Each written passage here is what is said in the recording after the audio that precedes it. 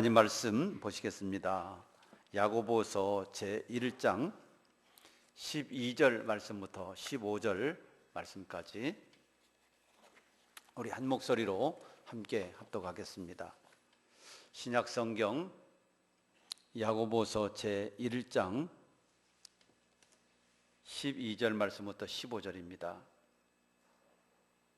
우리 함께 합독하겠습니다. 시작.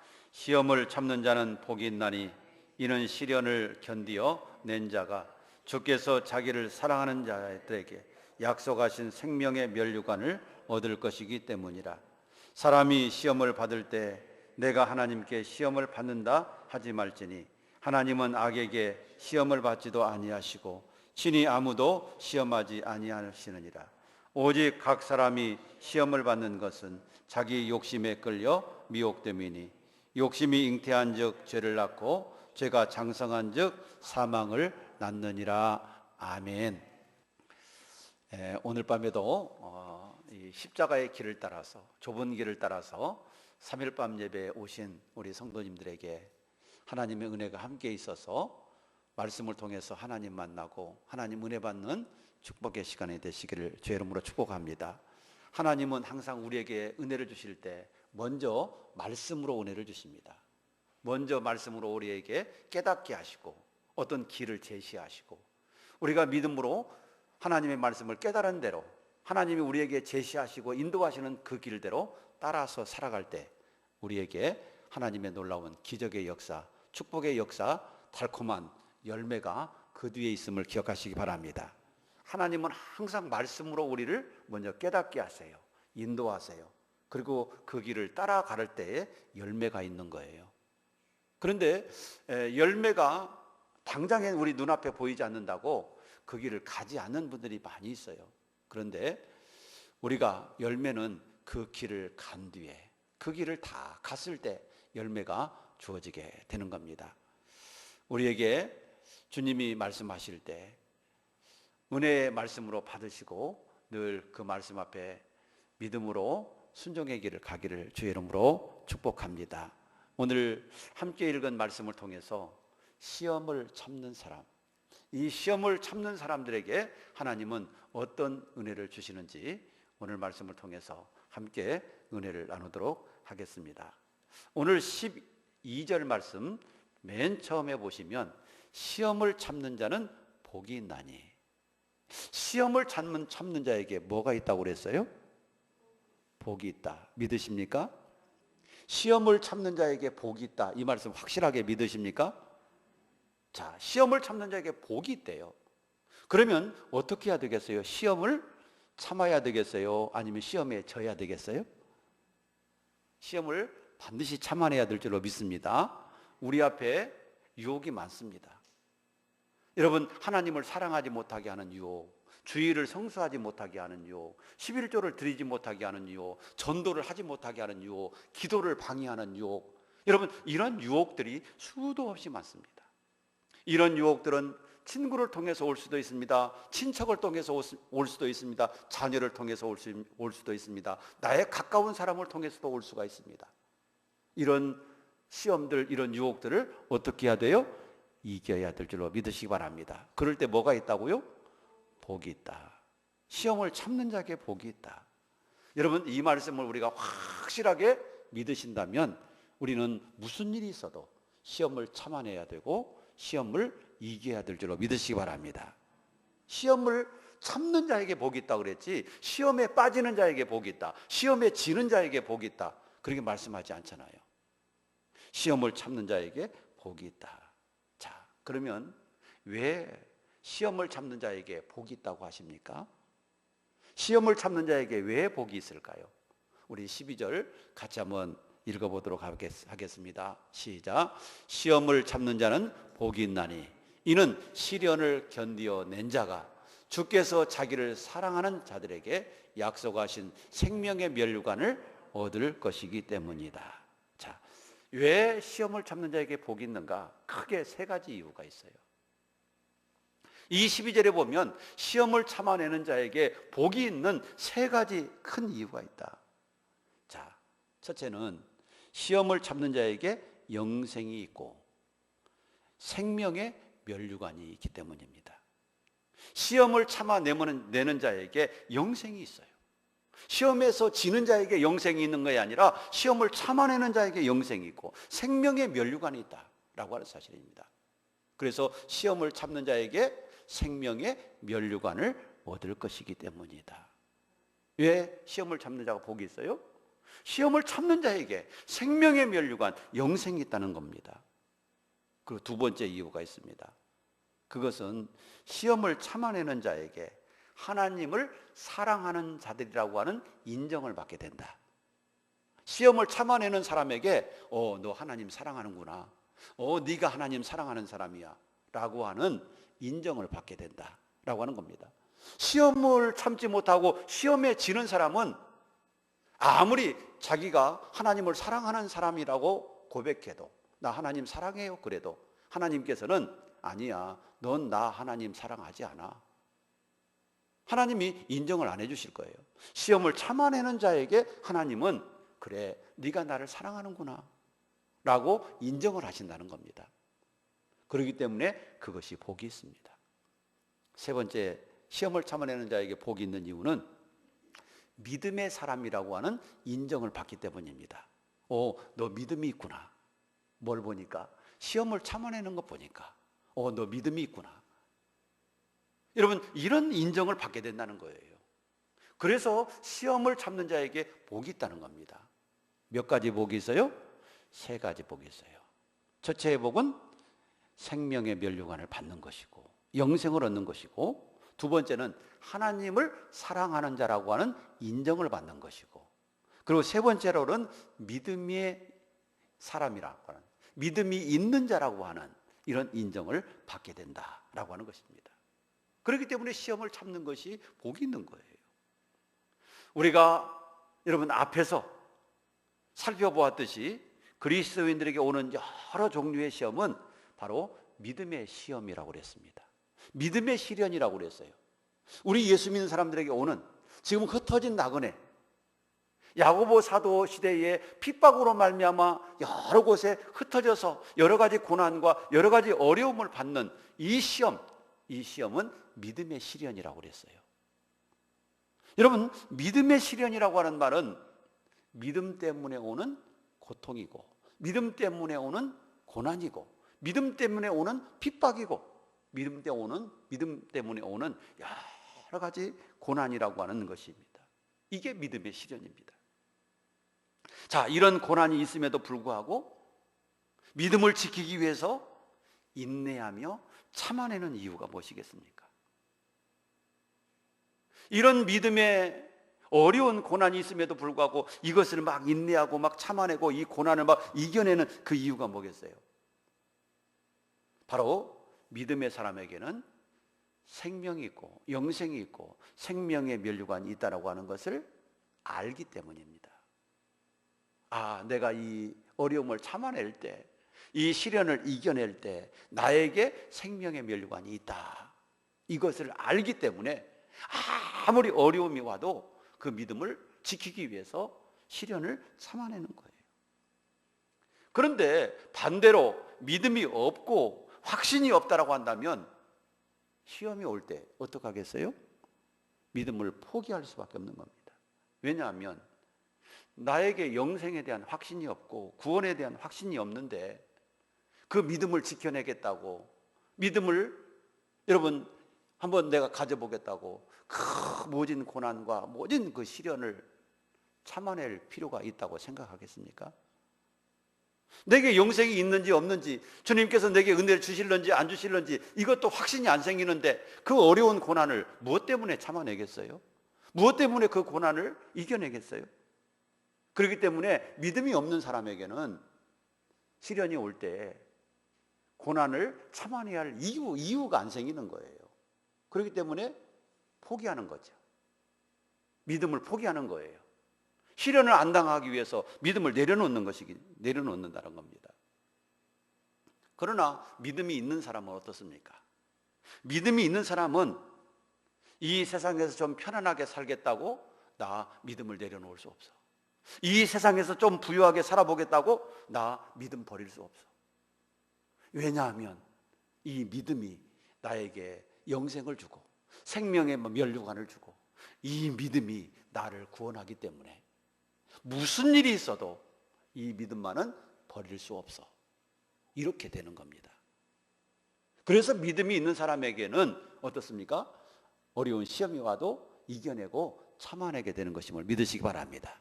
그래서 이 시험을 참아낸다라고 하는 것은 너 믿음이 있구나. 너는 믿음의 사람이야 라고 하는 인정을 받게 해주는 거예요. 여러분, 이 시련을 이겨내는지 이겨내지 못하는지, 이 시련 가운데도 어떠한 마음으로 이 시련을 이겨내는지, 이걸 보면 그분이 믿음의 사람인지 아닌지가 분별되는 거예요. 여러분, 바람 앞에 곡식을 날려보면 그 곡식이 죽정인지 알곡인지 구분이 되는 것처럼 시련 앞에, 어려운 고난 앞에 그 사람의 믿음이 증명이 되는 겁니다. 그래서 시련을 잘 참아내는 사람, 시험을 잘 이겨내는 사람에게 복이 있다, 이렇게 가르치고 있는 것입니다. 두 번째로 우리가 오늘 말씀을 통해서 알아야 될 것은, 시험이 있을 때 분명히 알아야 될 게 있습니다. 그것은 하나님에게 시험을 받는다 생각하지 마라. 하나님에게 내가 시험 받고 있다, 이런 생각하지 마라. 여러분, 이걸 분명히 인식해야 합니다. 어려운 일을 당하면 하나님 왜 나에게 이런 고난을 주십니까? 왜 나에게 이런 어려움이 닥치게 하십니까? 다른 사람은 다 괜찮은데 하나님, 내가 뭔 문제가 있습니까? 왜 나에게 이 시련을 주는 거예요? 이런 말 하기 쉽다. 그러나 절대로 이런 소리 하지 마라. 왜냐하면 하나님은 시험을 주시는 분이 아니시기 때문이다. 하나님은 시험을 주지도 않는데 하나님 왜 나에게 이런 시련을 줍니까? 이런 고통이 왜 오게 가는 겁니까? 이렇게 한다라고 한다면 그것은 하나님을 원망하는 죄가 되고 하나님을 향해서 공연히 불평하는 자가 되는 겁니다. 하나님이 주지도 않았는데 왜 나에게 주었냐고, 왜 이 어려움을 주었느냐고 그렇게 따지듯이 하나님을 향해서 원망한다면 그건 큰 죄가 아니겠습니까? 여러분, 어떤 사람이 이런 말도 안 했는데 누구에게인가 너 왜 당신 그런 말 했어? 나에게 이런 소리 했다며? 막 그렇게 따지고 들리면 어떻게 되겠어요? 폭해서 죽을 일이죠. 안 그래요? 나는 그런 소리 분명히 하지도 않았어요. 그 사람에게 아무 얘기도 안 했어요. 그런데 왜 나에게 그런 소리 했느냐고 막 따지고 들면 이건 속을 뒤집어 보일 수도 없고 아무리 안 그랬다고 해도 믿지도 않고 정말 억울하고 힘들 때가 어디 있겠어요? 우리 하나님도 마찬가지예요. 우리 하나님 시험 안 하셨는데 하나님 왜 나에게 시험했어요? 왜 나에게 이런 시련을 주십니까? 이렇게 말하면 안 된다는 겁니다. 하나님은 친히 아무도 시험하지 아니하십니다. 여러분, 성경에 보면요, 시험에는 세 가지 종류가 있습니다. 세 가지 단어가 있습니다. 첫째는 테스트라고 하는 겁니다. 이것은 하나님께서 어떤 사람에게 복 주시기 위해서 이 사람이 믿음을 지키나 지키지 않나 이거 알아보는 테스트가 있어요. 이것은 시험이라고 볼 수는 없어요. 이 사람이 못 지켜도 하나님이 그 사람을 망하게 하지는 않아요. 다만 하나님이 약속하신 그 복을 그때 받지 못하는 거예요. 그러나 그 사람은 하나님이 망하게 하시질 않아요. 하나님이 복을 주기 위해서 그 사람의 믿음을 확인하는 거예요. 확인. 이게 테스트예요. 자, 그리고 두 번째 시험이라고 하는 단어가 있는데 그것은 유혹이라고 하는 단어입니다. 유혹. 영어로는 temptation이라고 합니다. 여러분, 이 유혹이라고 하는 단어는, 유혹이라고 하는 이 시험은 마귀가 주는 겁니다. 마귀가. 이 마귀가 유혹을 하는 목적은 그 사람을 넘어뜨리고 그 사람을 멸망시키기 위해서, 잘못되게 만들기 위해서, 넘어지게 만들기 위해서 유혹하는 겁니다. 이게 시험입니다. 세 번째는 연단이라고 하는 단어가 있습니다. 연단. 여러분, 금과 은을 연단해서 100% 순수한 정금을 만들기 위해서 연단하는 것, 단련하는 것, 이것을 일종의 시험이라고도 합니다. 그러나 오늘 본문 말씀 속에서 나오는 이 시험은요, 마귀가 주는 이 유혹을 말하는 거예요. 마귀가 주는 이 유혹. 그런데 마귀가 주는 이 유혹을 하나님이 시험하신다, 이렇게 말씀하시면 안 되는 건다. 여러분, 하나님은 유혹을 하실 수가 없는 분이에요. 따라서 합시다. 하나님은 유혹을 하실 수 없는 분이다. 하나님도 유혹하실 수 있지. 왜 하나님이 유혹을 하실 수 없는 분이라고 하시는가? 그래요. 하나님은 유혹을 절대 하실 수 없는 분이에요. 왜 하나님이 절대 유혹을 하실 수 없는 분이신가? 그 이유는 지극히 선한 분이시기 때문에 그래요. 한번 따라합시다. 하나님은 지극히 선하시다. 진짜 선하신 분이 여러분 유혹할 수 있어요? 없는 거예요. 하나님은 선하신 분이기 때문에 유혹 못해요. 만약에 유혹을 했다 그러면 하나님의 성품이, 자기 자신의 마음이 용납 못하는 거예요. 예를 들어서 진짜 거짓말을 못하시는 분이 있다고 생각해 봐요. 거짓말을 1도 못하는 사람이 있어요. 그런데 거짓말을 아무리 가벼운 거짓말이라도 거짓말을 했다 그러면 본인이 못 견뎌요. 내가 막 거짓말했어. 왜 내가 이럴까? 막 그러면서 가슴을 치면서 말이야. 나 거짓말을 못하는데 왜 내가 거짓말해? 막 자기 자신이 못 견디는 거예요. 왜요? 그는 거짓말을 절대 안 하는 사람이기 때문에. 하나님이 그래. 하나님은 거짓말을 절대 안 하시는 분이에요. 그런데 어떻게 하나님이 유혹을 하실 수가 있겠어요? 유혹은요, 대부분 거짓말로 하는 거예요. 그런데 어떻게 하나님이 지극히 선하신데 유혹을 할 수 있겠어요? 그래서 하나님이 유혹을 못 하시고 안 하시는 이유가 있어요. 그것은 하나님이 지극히 선하신 분이시기 때문에. 하나님은 악의 조성자가 될 수가 없어요. 하나님은 악의 조성자가 아니세요. 악을 만들어내는 분이 아니에요. 악은 누가 만들어내요? 마귀가 만들어내는 거예요. 하나님은 악을 만들어내는 분이 아니에요. 지극히 선한 분이기 때문에. 그런데 어떻게 하나님이 유혹을 하실 수 있겠어요? 자, 그래서 하나님은 절대로 시험을 하지 않으세요. 그리고 친히 아무에게도 시험 받지도 아니하시는 거예요. 그런데 이런 하나님을 가리켜서 하나님 왜 나 시험하십니까? 왜 하나님 나에게 이렇게 힘들게 하시는 겁니까? 이렇게 말씀을 하시면 어떻게 되겠습니까? 우리가 혹시라도 어려운 일 당하면, 또 힘든 가운데 있으면, 누구에게 애매한 소리 들으면 하나님 원망하지 마시기를 주 여러분으로 축복합니다. 하나님은 아무도 시험하지 아니하십니다. 그런데 하나님을 원망했다가 괜히 하나님 앞에 죄짓는 이런 행위를 해서는 안 되는 겁니다. 시험을 받을 때 하나님이 시험한다 생각하지 마라. 지금 야고보 사도는 흩어져 있는, 믿음 때문에 흩어져 있는 이 성도들을 향해서, 여러분들이 인생을 살아가면서, 여러분들이 사회생활하면서 여러 가지 어려운 일, 시험, 고통 이런 거 당할 수가 있습니다. 그런데 이런 시련이, 이런 고통이 하나님께서 시험하시는 것이라고 생각해서는 안 됩니다. 왜냐하면 하나님은 아무도 시험하지 아니하시고 본인도 시험받지 아니하시는 그런 하나님이십니다. 왜냐하면 하나님은 지극히 선한 분이시기 때문입니다. 하나님은 악의 조성자, 죄의 조성자가 아니기 때문입니다.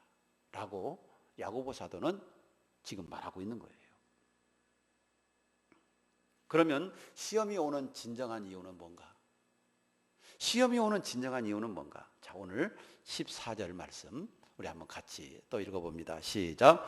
오직 각 사람이 시험을 받는 것은 자기 욕심에 끌려 미혹됨이니. 자, 시험을 받는 이유가 뭐래요?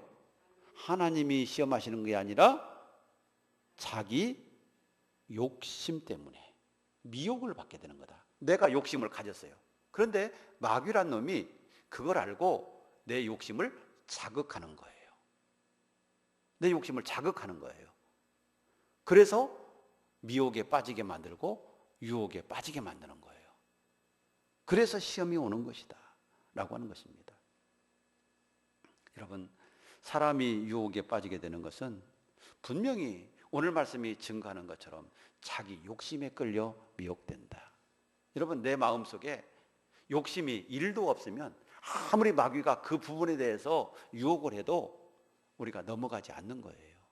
그런데 내 마음속에도 그러고 싶은 생각이 조금이라도 있으면 마귀가 유혹할 때 그래 볼까? 이렇게 해도 될까? 그런 생각이 드는 거죠. 그래서 시험에 빠지게 된다라고 하는 사실입니다.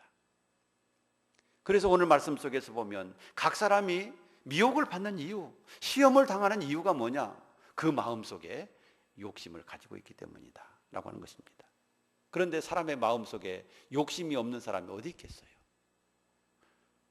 다 사람마다 욕심이 있어요. 자기의 명예를 지키고자 하는 욕심, 물질을 더 많이 가지고자 하는 욕심, 뭐 이성에 대한 욕심, 수없이 욕심은 많이 있어요. 그런데 이런 욕심들 때문에 내가 미혹을 당한다라고 하는 것입니다. 프로야구 선수 중에 김상현 선수라고 하는 분이 있습니다. 이분이 MVP 선수가 되기도 했는데 MVP 선수가 되기 전에 무명 시절을 무려 10여 년간 지냈다고 합니다. 그런데 이 김상현 선수가 LG라고 하는 팀에서 선수 생활을 했는데 거의 쓸모없는 선수처럼 여겨져서 LG에서 방출이 됐습니다.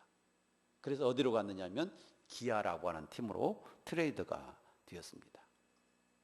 그런데 이 김상현 선수가 신인 시절에 선배들이 그를 보면서 이런 얘기를 했다고 합니다. 너는 어깨에 힘 빼는데 한 10년 걸리겠다. 어깨에 힘 빼는데 한 10년 걸리겠다.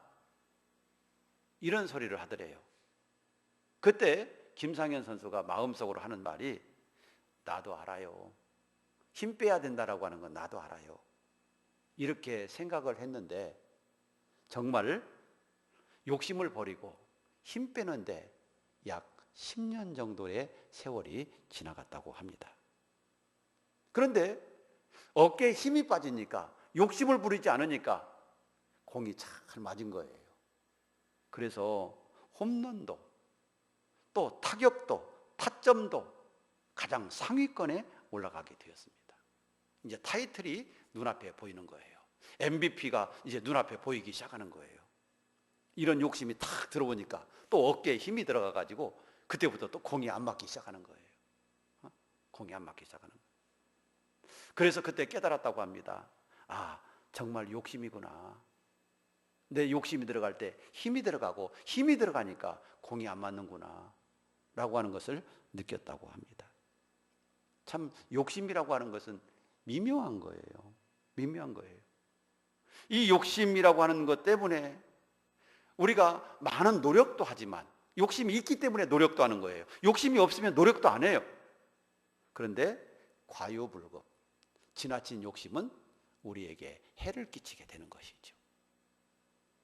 과요불급입니다. 그래서 욕심이 지나치게 되면 우리로 하여금 해를 끼치게 만드는 거예요. 그래서 안 한 것만 못하게 만드는 결과를 가져오게 되는 겁니다. 뭐가 나를 유혹하고 뭐가 나를 시험에 빠지게 만들어요?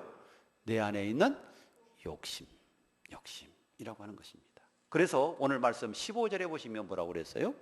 욕심이 잉태한 즉 죄를 낳고 죄가 장성한 즉 사망을 낳느니라. 여러분, 이 욕심이라고 하는 거예요. 또 이런 얘기가 있어요. 영국에 어느 날 이 콩클레턴이라고 하는 백작이 있었습니다. 이 콩클레턴 백작이 아침에 이 부엌문 앞을 지나가다가 요리사에 한탄 어린 한숨소리를 들었습니다. 5파운드만 있으면 참 좋겠는데 5파운드가 없어서 5파운드가 있어야 되는데, 이런 걱정 소리를 그 백작이 들은 거예요. 그래서 이 콩클랜드 백작이 그 요리사가 한탄하는 그 소리를 듣고 죽은 사람의 소원도 들어준다는데 저 사람의 소원을 내가 들어줘야 되겠구나, 그렇게 생각을 하고 그 요리사에게 은혜를 베풀고 자비를 베풀어서 5파운드를 자기가 주었어요. 그런데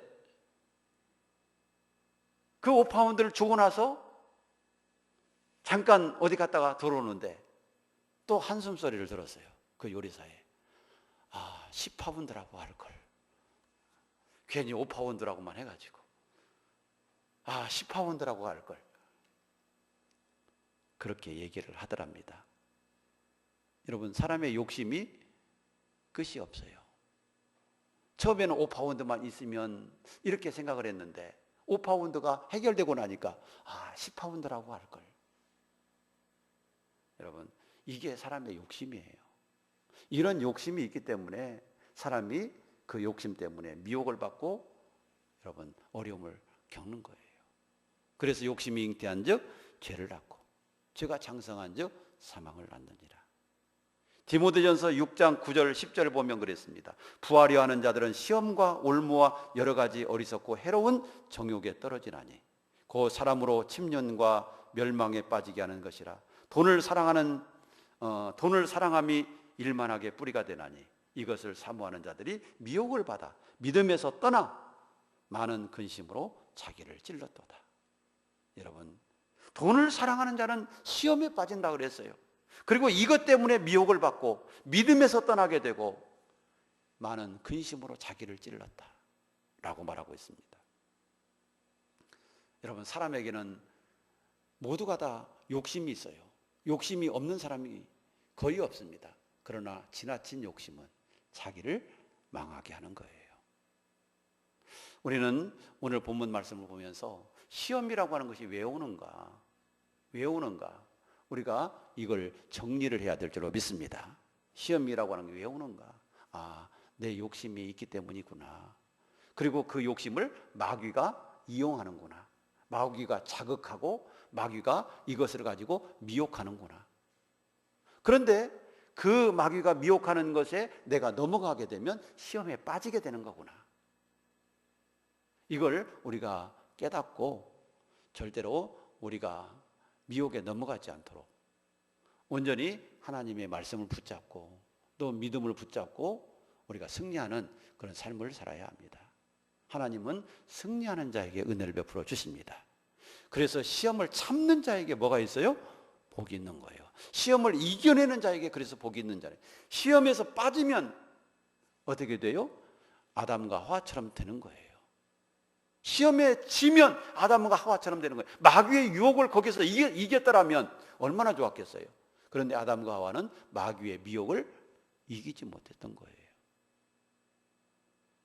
우리는 오늘 말씀을 보면서 우리 마음속에 굳게 다짐해야 될 것은 나는 반드시 시험에서 승리하는 자가 되어야 되겠다. 어떤 미혹에도 넘어지지 않아야 되겠다. 이런 마음을 가져야 되겠습니다. 그러나 이런 마음만 가진다고 해서 되는 게 아닙니다. 우리가 늘 하나님께 내 자신을 맡기고 기도하고 하나님의 인도를 받고 성령의 인도를 따라서 말씀을 따라서 우리가 늘 믿음으로 살아갈 때 이런 시련을 이기게 될 줄로 믿습니다. 하나님이 나와 함께 해주시고 성령님이 나와 함께 해주실 때 우리는 이길 수 있는 겁니다. 시험을 반드시 이기는 자가 되시고 또 승리해서 하나님께서 주시는 귀한 은혜와 복을 받기를 축복합니다. 그래서 생명의 면류관이 여러분에게 있고 하나님을 사랑하는 자라고 하는 인정을 받고 믿음의 사람이라고 하는 인정을 받을 수 있는 이런 축복이 있기를 주의 이름으로 축원합니다. 기도하겠습니다. 하나님 아버지 감사합니다. 오늘 또 하나님의 귀한 말씀을 통해서 시험을 참는 자가 복이 있다 하는 말씀을 들었습니다. 하나님, 우리는 이 세상을 살아가면서 절대로 마귀의 유혹에 빠져서 시험을 당하거나 또 시험에 지는 일이 없도록 은혜를 베풀어 주시옵시고, 항상 우리의 자신들을 하나님께 맡기고 성령의 인도를 받고 말씀의 인도를 따라서 살아가면서 늘 시험에서 승리하는 자가 되게 하시고, 하나님 앞에 인정받고 또 하나님 앞에 사랑받고 또 하나님께서 주시는 영생과 생명의 면류관을 받아 쓰는 저희가 되게 하여 주옵소서. 늘 항상 하나님의 성령께서 우리의 마음과 생각을 지켜주시옵시고 늘 하나님의 은혜 가운데서 살아가도록 축복해 주시옵소서. 우리 구주 예수님 이름으로 기도드리옵나이다. 아멘. 네, 하겠습니다. 지금은 우리 주 예수 그리스도의 은혜와 하나님 아버지의 거룩하신 사랑과 성령의 감동, 감화, 교통 위로 축복하심이 오늘도 귀한 말씀처럼 우리가 시험에 절대로 지지 아니하고 시험에서 반드시 승리해서 하나님에게 생명의 면류관을 받았었고 하나님을 사랑하는 자라고 하는 인정을 받고 믿음의 사람이라고 하는 인정을 받는 축복의 성도로 살아가도록 늘 은혜를 베풀어 주시기를 원하며, 이 믿음과 이 결심을 가지고 살아가는 우리 모든 성도들에게 영원토록 함께 있을지어다. 아멘.